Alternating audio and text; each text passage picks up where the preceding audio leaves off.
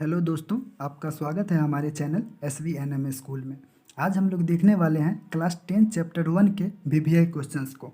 इस वीडियो में हमारे पास दो क्वेश्चंस हैं। पहला है सिद्ध करें कि √3 एक अपरिमेय संख्या है। दूसरा है सिद्ध करें कि 2 + √3 एक अपरिमेय संख्या है। तो चलिए स्टार्ट करते हैं, कैसे सॉल्व होता है देखते हैं। सिद्ध करें कि √3 एक अपरिमेय संख्या है। तो इसको सिद्ध करने के लिए हम लोग मान लेते हैं कि √3 एक परिमेय संख्या है। तो लिखेंगे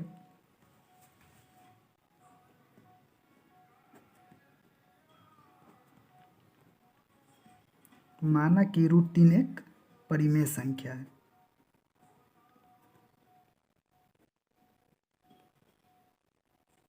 माना कि √3 एक परिमेय संख्या है। √3 अगर परिमेय संख्या है तो हम लोग लिख सकते हैं, इसीलिए √3 बराबर P/Q, जहाँ P और Q सहअभाज्य पूर्णांक है।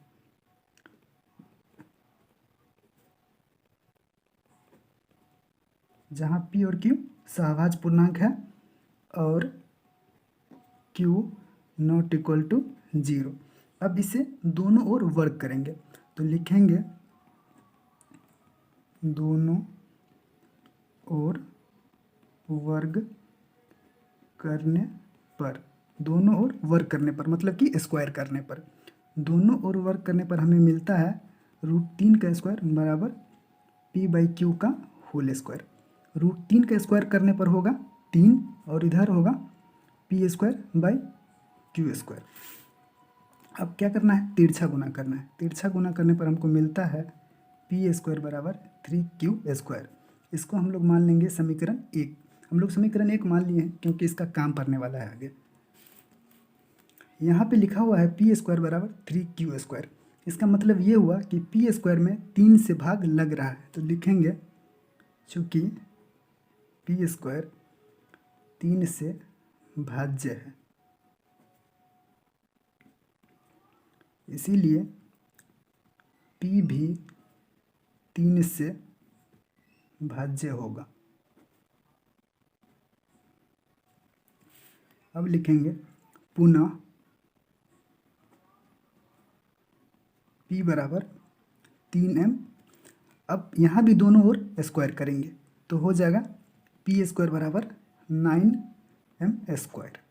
हम लोग समीकरण में 1 में देख रहे हैं कि P² की जगह पे है 3Q², तो यहाँ पे हम लोग लिखेंगे 3Q² बराबर 9m²।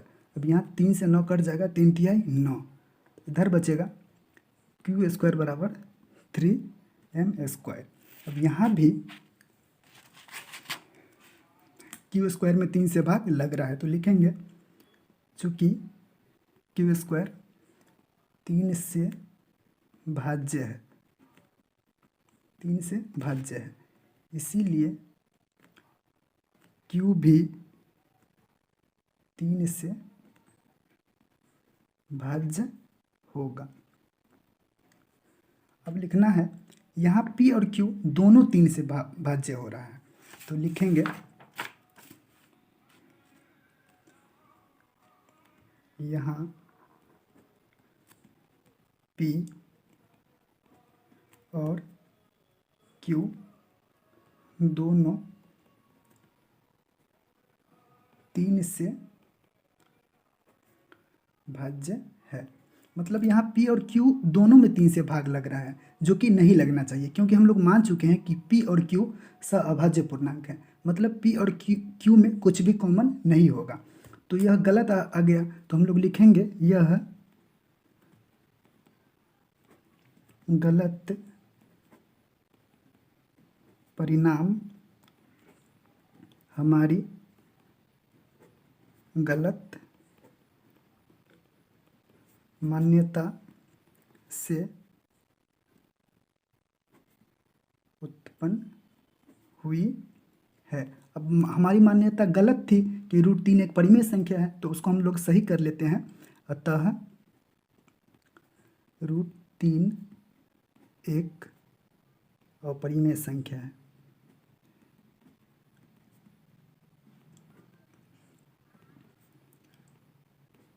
ये हमारा पहला क्वेश्चन सिद्ध हो गया।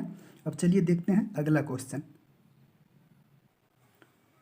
अगला क्वेश्चन हमारे पास है, सिद्ध करें कि 2+√3 एक अपरिमेय संख्या है। तो इसको सिद्ध करने के लिए हम लोग सेम चीज़ मानेंगे कि 2+√3 एक परिमेय संख्या है। तो यहाँ पे लिखेंगे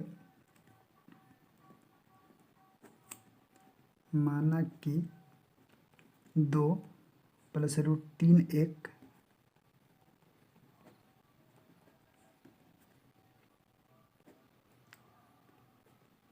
परिमेय संख्या है। तो अगर 2+√3 परिमेय संख्या है तो हम लोग लिखेंगे इसीलिए 2+√3 बराबर P/Q, जहाँ P और Q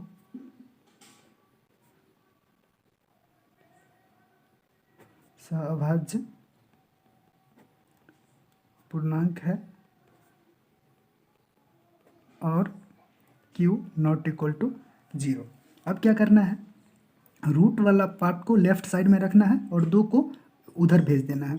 तो यहाँ बच जाएगा √3 बराबर P/Q -2। अब हम लोग अब भिन्न का घटाव कर सकते हैं और सुविधा के लिए आप इसके बट्टा में 1 लिख सकते हैं। तो इधर हो जाएगा √3 बराबर, इसका भिन्न का जोड़ करने पर हमको मिलता है Q और यहाँ P -2Q। इसको आप लोग समीकरण 1 मान लीजिए। अब क्या हो रहा है यहाँ पे कि हम लोग मान चुके हैं कि P और Q सहअभाज्य पूर्णांक है। तो P और Q का जोड़ घटाव कुछ भी करेंगे हम लोग तो वो हो जाएगा आपको पूर्णांक ही रहेगा। तो हम लोग लिखेंगे चूँकि P और Q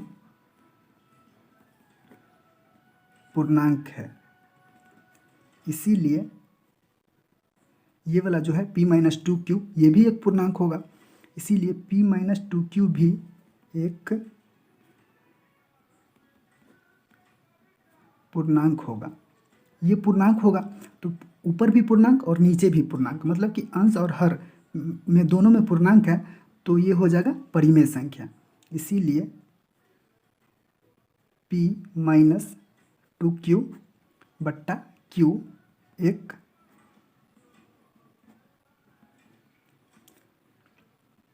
परिमेय संख्या होगा। हम तो जान चुके हैं कि ये परिमेय संख्या है, लेकिन हम लोग ये भी जानते हैं कि √3 एक अपरिमेय संख्या है। तो इसका मतलब ये हुआ कि समीकरण 1 में बायां पक्ष जो है अपरिमेय है और दायां पक्ष परिमेय है, जो कि संभव नहीं है। तो इसी बात को हमको लिखना है।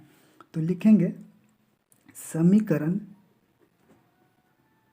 1 का बायां पक्ष अपरिमेय संख्या है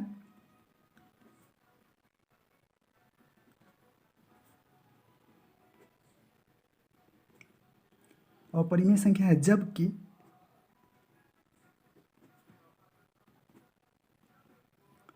जबकि दायां पक्ष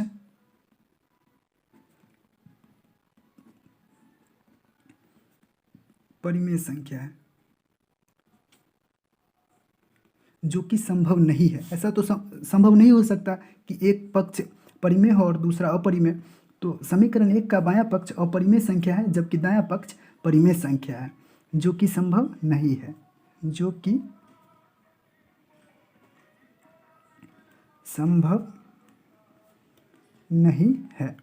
अब यहाँ सेम चीज़ लिखेंगे कि यह गलत परिणाम हमारी गलत मान्यता से उत्पन्न हुई है।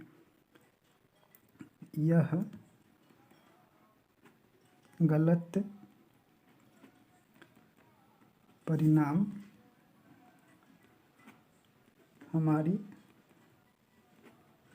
गलत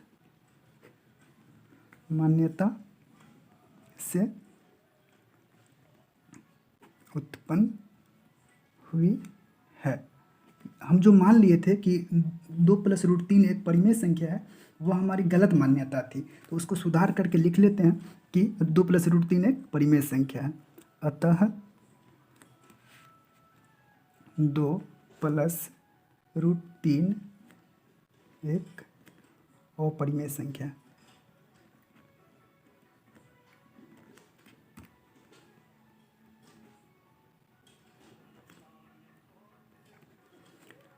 अगर आप इस तरह से बनाते हैं एग्ज़ाम में तो आपको पूरे के पूरे नंबर मिलेंगे। तो धन्यवाद, थैंक यू।